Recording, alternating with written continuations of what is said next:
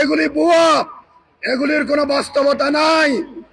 এবং আমরা বলতে চাই, আপনারা কৃষকদেরকে সার দিতে পারেন নাই, অতীতে ক্ষমতায় ছিলেন, কৃষকরা সারের জন্য আন্দোলন করেছিল, আর আপনারা পুলিশ লেলিয়ে দিয়ে গুলি করে 18 জন কৃষক হত্যা করেছিলেন। আর কৃষিকাজ দিয়ে কি করবেন? আমরা যদি ক্ষমতায় যাই, ইনশাআল্লাহ কৃষকদের জীবন মান উন্নয়ন হবে, তাদেরকে বিনামূল্যে সার দেওয়া হবে, তাদেরকে বিনামূল্যে বীজ দেওয়া হবে ইনশাআল্লাহ, এবং সুদ মুক্ত কৃষি লোন দেওয়া হবে ইনশাআল্লাহ। সম্মানিত ভাইরা আমার, আজকে আমি আপনাদেরকে বলতে চাই, আমরা একটা পরিবর্তনের জন্য বাংলাদেশের আলেম ওলামা মুক্তিযোদ্ধা ছাত্র জনতা ঐক্যবদ্ধ হয়েছি।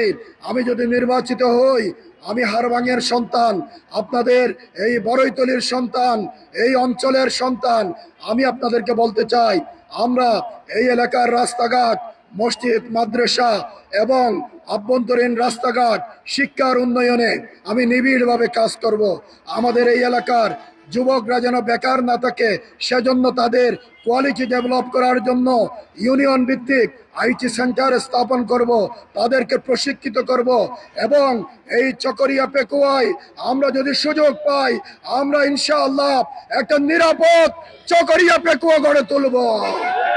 এখানে আর চাঁদাবাজি কেউ করতে পারবে না, এখানে দখল থাকবে না, ভূমিদস্যুতা থাকবে না, চিংড়িগের দখল হবে না। আজকে আমরা বলতে চাই,